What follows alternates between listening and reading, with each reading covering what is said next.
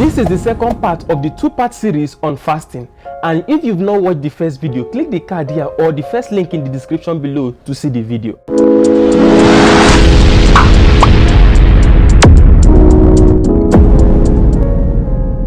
Fasting is one subject of the scriptures that have no mentioned in the epistles.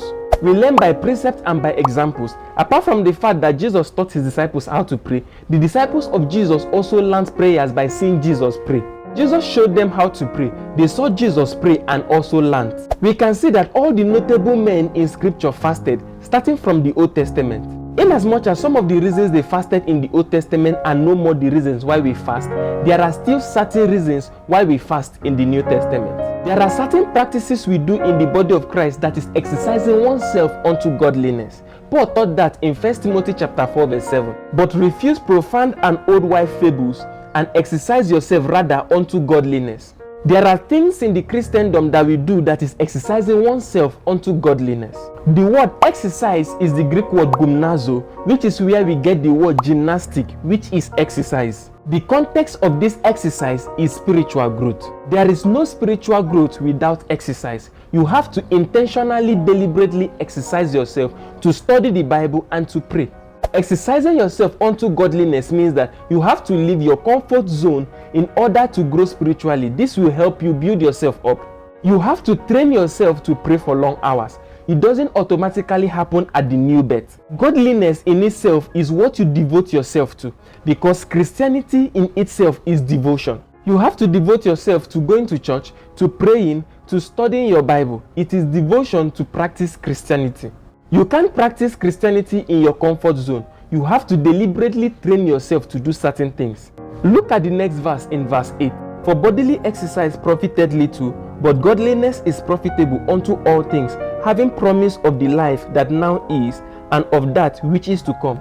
Godliness is exercising your spirit. Spiritual exercise will sometimes conflict with your physical body.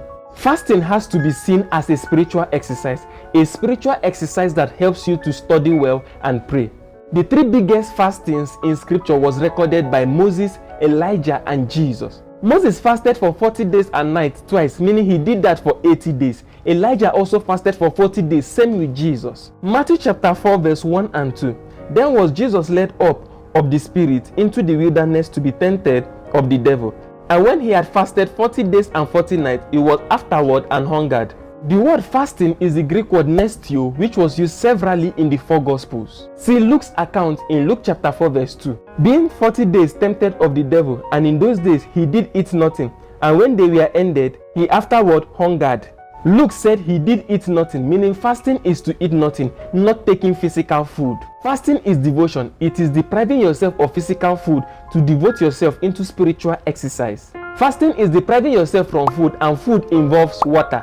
Today you can see many different types of fasting. Some people will even say I'm on a fruit fast, meaning they will only take fruit and nothing else. Some call another type dry fasting, meaning without food and without water. Some can take water but without food. The idea is to deprive yourself of certain pleasure for a time. And pleasure can involve food, entertainment, sex for the married. Some can be television, phone, the internet. Whatever pleasure you can seize for a time, if it's for the purpose of prayer, fasting, or other activities that aid spiritual growth, it is welcomed. Jesus, Moses, Elijah, all of them went to the mount to fast, meaning it's supposed to be a time set apart from people. You can't be fasting, watching movies, going to work, or just carrying out your daily activities as though you were not fasting. Fast when you will not be going to work, school, or anywhere you will not be distracted. If there is anything you want to avoid during fasting, it is distraction. You need to be set apart, consecrated, and praying. Once you eliminate prayers from fasting, it is starvation. Prayer is what makes fasting effective and not the other way around. Look at all the people in scriptures who fasted. When they are fasting, they are fully engaged with spiritual activities. 2 Corinthians 6 verse 4 to 6. But in all things approving ourselves as the ministers of the Lord, in much patience, in afflictions, in necessities, in distress, in stripes, in imprisonment, in tumult, in labors, in watchings, in fasting, by pureness, by knowledge, by long suffering, by kindness, by Holy Ghost, by love unfeigned. Paul included fasting as a spiritual activity. It is a spiritual discipline. In chapter 11 verse 27, he included it again.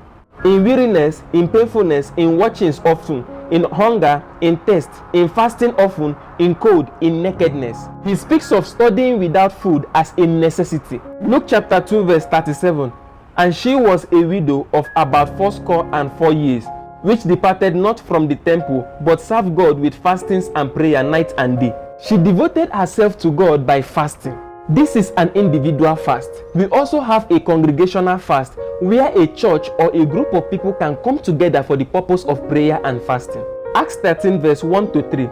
Now there were in the church that were at Antioch certain prophets and teachers, as Barnabas and Simeon that was called Niger, and Lucius of Cyrene, and Manaen, which had been brought up with Herod the Tetrarch, and Saul. As they ministered to the Lord and fasted, the Holy Ghost said, Separate me Barnabas and Saul for the work whereunto I have called them. And when they had fasted and prayed, and laid their hands on them, they sent them away. They fasted and prayed together. The fasting was always accompanied by a spiritual activity. Acts 14:23.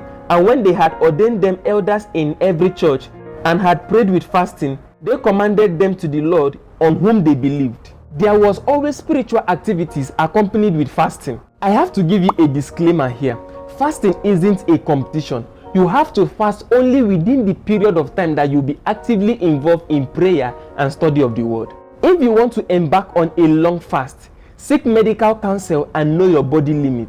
Don't go beyond your body limit so that it doesn't turn into something else. If you can do 7 days, 20 days, 40 days or more at a stretch without breaking daily, it is fine, but check your body limits first.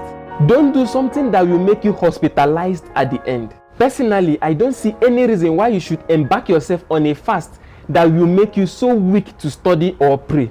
Once you get to that point of weakness, I think you should stop when you cannot continue praying. There are supernatural fasts where supernatural strength is supplied to carry you throughout the period. An example is the 3 major fasts in scriptures. They were all supernatural. Exodus 34 verse 28. And he was there with the Lord 40 days and 40 nights. He did neither eat bread nor drink water. And he wrote upon the tables of the words of the covenant and the 10 commandments. Moses was fasting throughout the period which he received the 10 commandments on the mount. It was supernatural because the place we just read said he was neither without food nor water. He was even active that period because he was able to write the commandments on the tables. You can hardly survive 40 days without water and yet active as Moses. I know some people have done 40 days at a stretch. If it's not supernaturally strengthened, then you can hardly survive without fruit or water. Moses even repeated such fast in Deuteronomy chapter 9 verse 9 and 18. Moses' case was supernatural just like Elijah in 1 Kings chapter 19 verse 7 to 8. And the angel of the Lord came again the second time and touched him and said, Arise and eat, because the journey is too great for thee. And he arose and did eat and drink, and went in the strength of that meal 40 days and 40 nights unto Horeb, the mount of God. In the case of Elijah, an angel appeared to him and prepared him for the fast with a food. That was supernatural. He was fully prepared for the 40 days and 40 night journey. If you want to do 40 days, you can also do it daily. That is, you fast daily and break daily. In the case of Jesus, when he finished, in Matthew chapter 4 verse 11, the angel of the Lord ministered to him, which is still supernatural. It makes sense not to go beyond your ability. These examples were exceptional. You won't find Paul or the apostles refer to it. It's a spiritual discipline, not for showmanship. You are not trying to be in the Guinness World Record for the person who fasts the longest days. Fasting is an opportunity to deny the flesh of all of its desires to focus on the supernatural and the spiritual. It is depriving your flesh of its legitimate right to pray. This is you exercising self-control. This is you delaying yourself of immediate gratification for a more noble purpose. Fasting is not you stopping food. Fasting is you delaying food for prayer. You are delaying fun or entertainment for the purpose of prayer. It is just for a time. Without the prayer factor, you are starving and not fasting. If you've not seen the first video on fasting, click here to see the video. Otherwise, I will see you in the next video.